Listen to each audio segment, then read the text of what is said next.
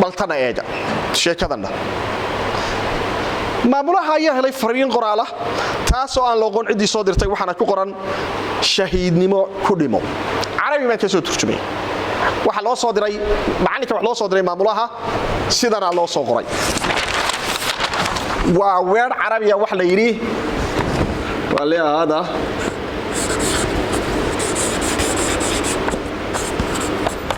sidana la yiri mut shahiidan baa la yiri mut shahiidan shahiidnimo ku dhimo waayahay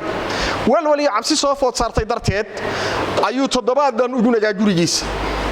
wuxuu yeedhay farsamayaqaan albaabka ka dhiga bir adag oo aan sidaba loo soo dhaafi karin waxaana uu dhagaha ka furaystay qof kasta oo garaacay ridkiisa haddii ay dantu bado inuu u baxo isaga oo istafaafulay oo aad moodo duq gaboobay ayuu baxaa markuu suuqa dan u yeesho isagoo wax isku duuduubay oo oday gaboobay iska dhigay ayuu baxaya maalmaha kamida isagoo suuqa maraya ayuu la kodlay kodid af Soomaali waa maxay carabiga waxa jirada musaadafa kodid wax weeye laba qof oo isu yimi socod aan ku talagal ahayn ya si kadisa uu kulmeen Soomaha waa yahay ardaydiisii barido dabadeed waxa isagii ardaygii dhex maray sheekadan ardaygii baa yiri maamule maxaad fariintaydii uga soo warcelin weyday maamulihii ayaa yiri fariintee ardaygii baa yiri shahaadooyinkii waa goorma maxay carabi ku noqonaysaa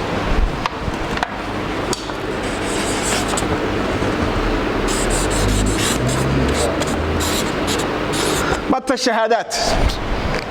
وحوني تاسي خلطي مركا ألفتا واكتجي صوماها وواحي نغطي موت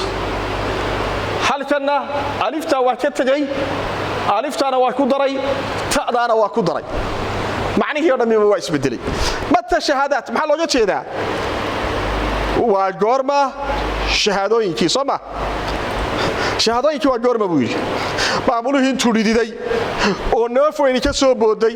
hadalkiina uu ku marjaday ayuu yiri ha dhaqso kolka wixii ka dambeeyay maamuluhu waxa uu soo qaatay in uu tuutu waa qori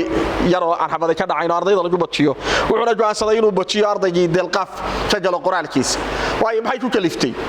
noloshiisoo dhan in ay qaladka yar ee laga galay qoraalka khaladka qoraalka laga galay noloshiisii oo dhan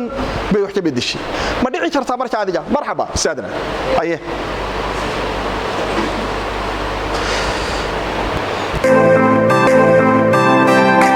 runta cilmi baaris iyo horumarinta